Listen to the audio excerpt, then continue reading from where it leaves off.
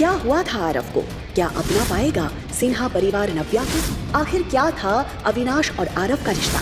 क्या बताने वाली थी दादी नव्या को? जानने के लिए सुनते रहिए द रिटर्न। सिर्फ वरना पिछली बार तुम्हारे बेटे पर हाथ उठाया था, इस बार तुम्हारे पे उठाना पड़ेगा। हाथ उठाकर तो दिखाओ। ये सुनते ही नव्या ने पीछे पलटकर देखा तो ये आवाज किसी और की नहीं बल्कि अविनाश आहूजा की थी। उसे देखकर नव्या शॉक्ड रह गई थी।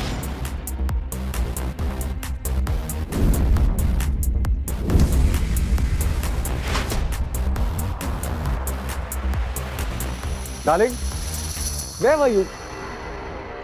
मैं तुम्हें कब से ढूंढ रहा था। ये सर को क्या हो गया? बस कौन दीदी को डार्लिंग क्यों बोल रहा है? Hey kiddo, how are you? पापा आप आ गए? Of course. मैं तुम्हारा कब से इंतजार कर रहा था। तुम लोग थक गए होगे ना? पहले लंच करोगे कि रेस्ट करोगे? नव्या पूरी तरह से ब्लैंक खड़ी थी। वो कभी अविनाश की तरफ देख रही थी तो कभी आरव के। वो मन ही मन सोच रही थी ये क्या करने की कोशिश कर रहा है? तभी उसने कनिका और ऋषि की उड़ी हुई शक्लों की तरफ देखा। वो समझ गई थी कि अविनाश क्या करने की कोशिश कर रहा है। कहाँ थे तुम? मैं कब से तुम्हें ढूंढ रही थी। लेट्स गो हनी, अब लेट्स गो। उसके मुंह से ये सुनकर ऋषि का दिल जल रहा था। वो बार बार अविनाश की पर्सनालिटी और उसके पीछे खड़े असिस्टेंट और गार्ड्स की तरफ देख रहा था। ये देखने में तो बहुत रिच लग रहा है, पर इतना हैंडसम और रिच लड़का दीदी के साथ क्या कर रहा है? और ये बच्चा उसे पापा क्यों बोल रहा है? मुझे तो कुछ समझ नहीं आ रहा। ये लोग कौन है? तुम जानती हो ना? Not really. नव्या ने इतना कहकर एक ही पल में ऋषि और कनिका को उनकी जगह दिखा दी थी। Let's go. Of course kiddo. Shashank, yes sir, गाड़ी निकालो। Yes sir. असिस्टेंट, बॉडीगार्ड्स, इन नव्या ने किससे शादी कर ली और हम लोगों को पता भी नहीं चला।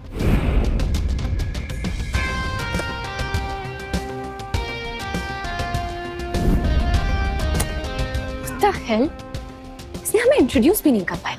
जैसे ही नव्या वहाँ से निकली उसने सुकून की गहरी सांस ली। इतने सालों में उसने ऋषि को भुला जरूर दिया था लेकिन आज उसे कनिका के साथ देखकर उसके जख्म मानो ताजा हो गए थे। उसे एक अजीब सी बेचैनी हो रही थी और ये बात अविनाश उसके चेहरे पर साफ देख पा रहा था। पापा हम कहाँ जा रहे हैं? Aarav, what is wrong with you? तुम उनको पापा क्यों बुला रहे हो? तुम्हें पापा नहीं है? तो मम्मा वो मेरे पापा है, मुझे पता है। नो आरव, नहीं प्लीज उनको पापा मत बुलाओ। थैंक यू सो मच इस वक्त हमें उन लोगों से बचाने के लिए। Really? I think तुम्हें थैंक यू से पहले सॉरी बोलना चाहिए। मुझे पता था सर इतनी आसानी से लड़की को नहीं छोड़ेंगे। नव्या को भी फील हुआ कि शायद उसने अविनाश पर पानी फेंककर कुछ ज्यादा ही रिएक्ट कर दिया था। I know I was wrong. मुझे वैसे रिएक्ट नहीं करना चाहिए था। आपने मेरी पेरेंटिंग पे सवाल उठाया था इसलिए मैं खुद को रोक नहीं पाई थी, पर फिर भी गलत थी मैं। I am sorry, I am really sorry. पर अविनाश को देखकर लग रहा था जैसे उसे नव्या की बातों में जरा भी इंटरेस्ट नहीं था। Are you listening? मैं आप ही से बात कर रही हूँ। शशांक, गाड़ी साइड में रोक दो, हम यहीं से टैक्सी कर लेंगे। व्हाट? माय गॉड, कितना एटीट्यूड है। मैंने सोचा इन्होंने मेरी हेल्प की है तो मैं सॉरी बोल देती हूँ। मैंने कुछ ज्यादा सोच लिया। गाड़ी अभी रोकिए, अभी के अभी रोकिए गाड़ी।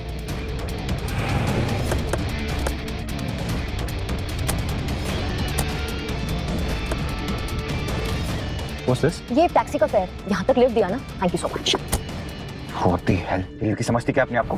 वो देख रहा था कि नव्या आरव का हाथ पकड़कर दूसरे टैक्सी का वेट कर रही थी। अविनाश का चेहरा देखकर शशांक को हंसी भी आ रही थी और उसे डर भी लग रहा था। वो अविनाश के गुस्से से अच्छे से वाकिफ था, इसलिए उसे पता था कि अविनाश ने इस वक्त अपने आप को कितना कंट्रोल किया हुआ था। अविनाश वहाँ से निकल जरूर गया था लेकिन अभी भी उसके मन और दिमाग में नव्या और आरव की शक्ल घूम रही थी। Interesting. कुछ तो है इस लड़की और इसके बेटे। I don't know what. There is something. Navya taxi रुकने का वेट कर ही रही थी कि तभी उसकी दादी का फोन आया। हाय बेटा नव्या, कैसी है तू बेटा? चंडीगढ़ में आपका स्वागत है। नव्या हमेशा से अपनी दादी के सबसे ज्यादा करीब रही थी। नव्या के घर से जाने के बाद शिखा और कनिका के बिहेवियर से परेशान होकर मीनू दादी ने भी कुछ साल पहले सिन्हा मेंशन छोड़ दिया था।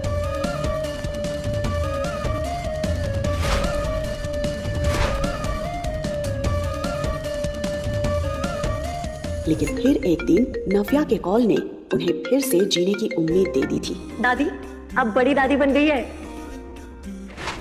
दादी, मैं हाँ? अगर आप दादी बोलोगे तो मैं क्या बोलूँगा? बिल्कुल तेरा चेहरा, वही आंखें। और आरव, आप मुझे सुपर दादी बुला सकते हैं। सुपर दादी! देख, दादी तो मैं हुई और साथ में सुपर पावर भी है, तो हुई ना मैं आपकी सुपर दादी। सुपर पावर वाली सुपर दादी! ये!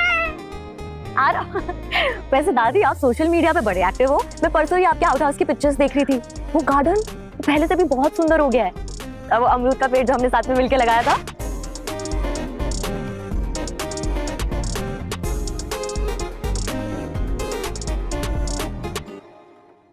इतना सब कुछ अकेले आप कैसे कर लेती है दादी? क्या हुआ दादी, आप कुछ बोल क्यों नहीं रहे हो? क्या बोलूं नव्या, जिस लड़की ने इतने सालों तक अकेले सब कुछ हैंडल किया, तू मुझे पूछ रही है मैंने ये गार्डन कैसे मेंटेन किया? बेटा क्या कुछ नहीं सहा होगा तूने इतने सालों से। मैं तुझसे कहती रही कि तू मेरे पास आके रह जा, पर तूने मेरी एक बात नहीं सुनी। मेरा जी घबरा जाता है बेटा जब मैं सोचती हूँ कि तूने आरव को अकेले कैसे बड़ा किया। कैसे आती दादी मैं यहाँ? पापा ने घर से आप सबसे दूर भेज दिया था। निकल जाओ अभी के अभी इस घर से। नरसीना परिवार से तुम्हारा कोई रिश्ता नहीं। और अगर पापा को मेरी प्रेगनेंसी के बारे में पता चलता तो पता नहीं वो कैसे रिएक्ट करते। और सच बताऊं तो दादी मैं आपको कोई प्रॉब्लम नहीं देना चाहती थी। तू मेरे लिए कोई प्रॉब्लम कभी भी नहीं खड़ी कर सकती। अरे मेरी तो आंखें तरस जाती है बेटा तुझे देखने के लिए। तो आ तो गई हूँ मैं अपनी दादी माँ के पास। बस आधे घंटे में आपके पास पहुंच जाऊंगी दादी। मैं बहुत एक्साइटेड हूँ। मुझे पापा को बताना है कि I missed him so much. Can't wait to meet him. ये सवाल सुनते ही दादी के चेहरे पर उदासी छा गई। उन्हें समझ नहीं आ रहा था कि वो नव्या को सच कैसे बताए। क्या हुआ दादी? नव्या तेरे पापा।